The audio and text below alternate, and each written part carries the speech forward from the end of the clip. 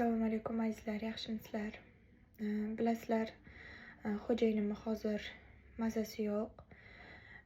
Kecha birdan reanimatsiyaga tushib qoldilar va doktorlar tekshirishdi va bizga srochniy operatsiya deyishdi. Srochniy pochka almashtirishimiz kerak. Bilasizlar, pochka almashtirish uchun ham ozmuncha mablag' ketmaydi va bu narsani biz O'zbekistonda emas, doktorlarni maslahati bilan Hindistonda qildirishga qaror qildik va bizga katta summada srochniy pul kerak.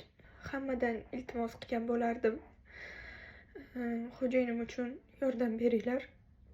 Kim qancha mablag' ajrata olsa, mana shu kartaga tashlashinglarni iltimos qilardim, chunki bu juda ham srochniy bo'ladigan operatsiya. Juda ham tezlik bilan pul yig'ilishi kerak. O'zimizda ham pul bor, lekin u pul Hindistonga borish uchun, operatsiya qilish uchun umuman yetmaydi. Bu juda ham kamlik qiladi. Shuning uchun sizlardan iltimos qilmoqchi edim. Bizga imkon qadar yordam beringlar.